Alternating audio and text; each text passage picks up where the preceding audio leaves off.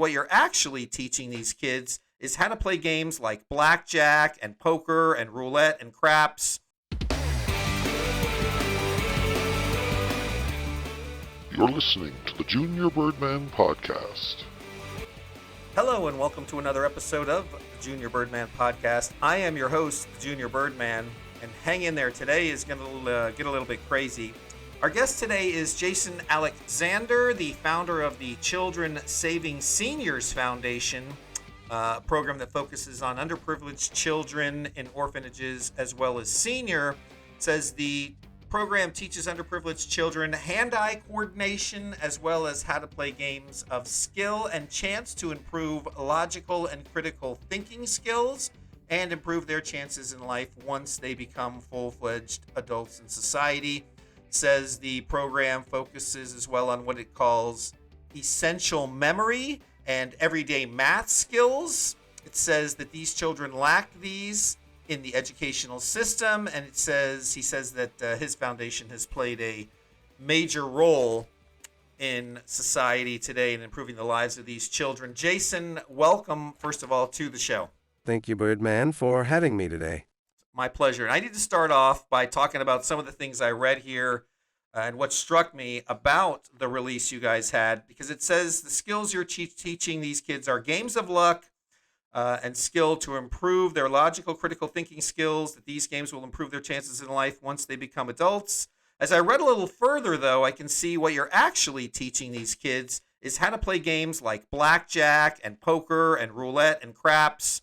Now, I understand these are kids that have no parents, but surely there's adults in their lives, there's administrators at the orphanages, there's got to be people, just the overall general public, as well as those in charge of these children must have concerns about what you're doing. How do you address those concerns?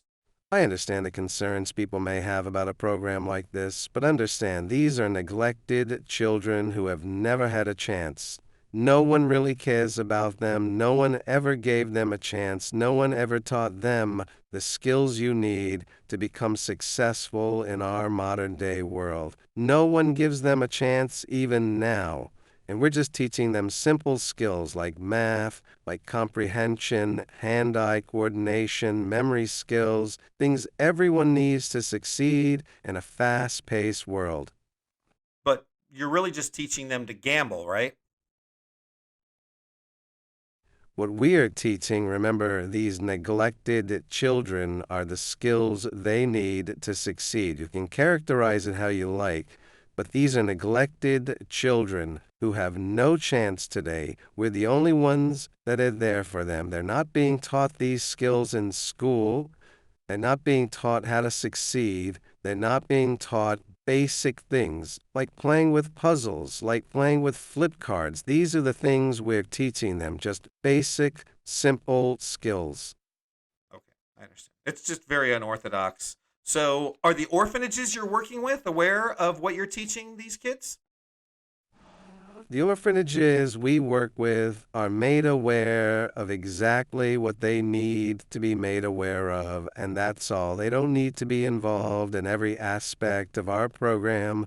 They just need to know that we're there for these neglected children, these children who have been left behind. We're there to teach them these valuable life skills, these skills they cannot learn in school. Real world, real life skills.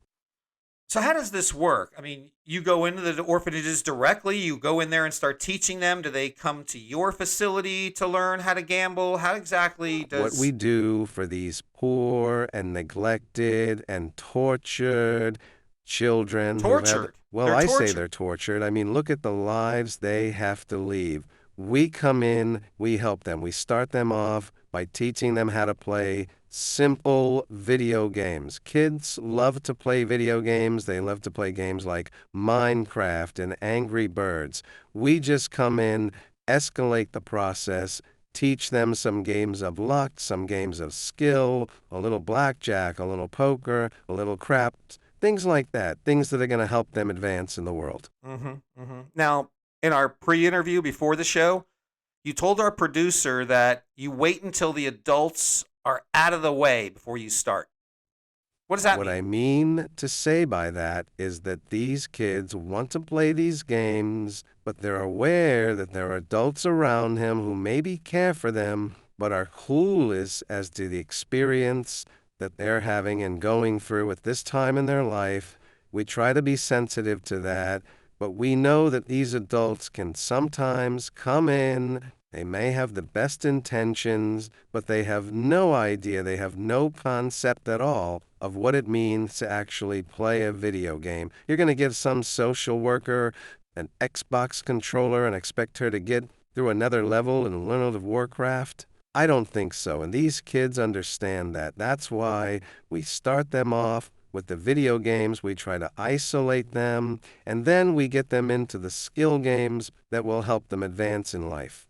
It just sounds to me like you're undermining the people who are responsible, who are actually responsible for taking care of We are these kids. not undermining anybody. We are giving these kids, these poor kids, these children who have been through things that you and I just cannot imagine. The horror of these children's lives are something you and I can't even conceive of, Birdman. So we're trying to give these kids a chance they would otherwise never have, going through the traditional channels of housing and education that the state provides them. We're giving these kids a real chance at a real life.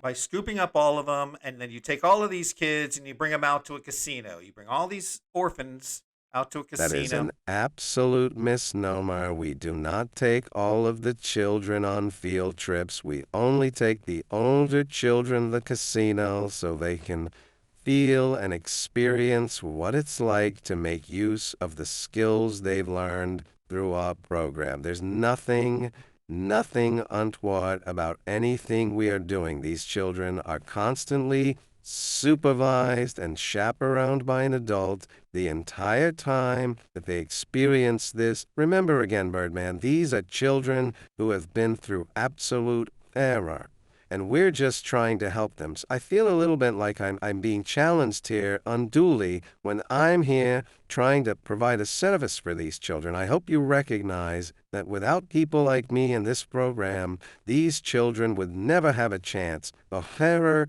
the terror, the torture they go through on a daily basis will continue without somebody like me to step in and try and assist these poor children. All right, Jason, don't misunderstand me, okay? I don't want people to feel like you have malice in your heart or something, like you are out to get somebody or that you're a bad guy. I'm sure you mean the best for these Well, it kids. feels a little bit like I'm being attacked right now. Well, I'm sorry, I don't mean for you to feel like you're being attacked. You mentioned the chaperoning, which is the next thing I want to get to, which is the senior part of this. And I'm really sorry. I'm just trying to understand. It's like I said, it's very unorthodox. You mentioned that was the case. So it says that you take these kids with seniors, moving them through the casino to help with vision, speech, hearing, and motor skills, and that these seniors can rent these children, these orphans, and that they're able to rent I them. think the term rent is very, very harsh. We're not renting anyone. Again, we're taking these kids, these very underprivileged, very challenged children, and we're giving them a real world education with real life scenarios that will help them advance in our society. And believe me, they are all very, very grateful for the help they're given through our program. Their willingness to assist these seniors in the casino who often have trouble with simple things like seeing or counting or even just pulling the handle on a slot machine when they're there for hours on end is just an expression of the gratitude they have for all the benefits they had gotten through the program. Okay. Well, I misunderstood then. I was under the impression that the seniors actually have to pay to rent the children. Well, that's yet another misnomer, Birdman. The seniors we work with in this program pay absolutely nothing for the service at all. Okay. So the seniors, the elderly, they pay absolutely nothing for. That's correct. They pay absolutely nothing. Everything is funded and coordinated 100% with our program and the casino. We think that the seniors who are already under enormous financial pressure shouldn't have to pay to have children help them in the casino. We believe this should be a free service for the elderly. Okay. So the casinos are paying for this. So all you really care about is making sure that you can keep elderly people at these tables, at the blackjack tables, at the slot machines, just playing longer. That's all you. So you take these kids, you teach them to gamble, these vulnerable children. You rent them out to these seniors.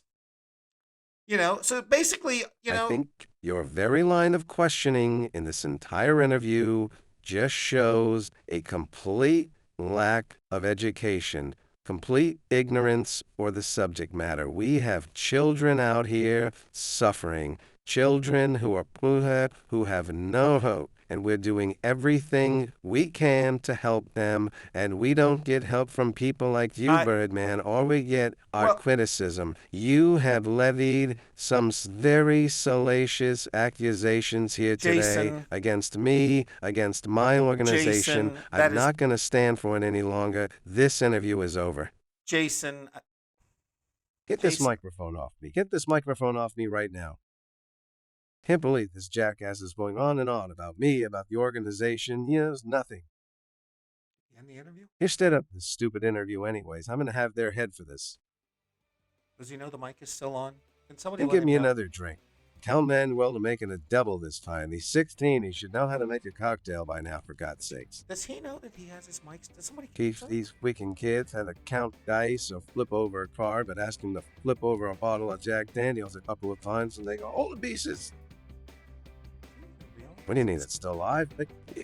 I told you this interview is over. We're done. Jason? Well, there he goes again, folks.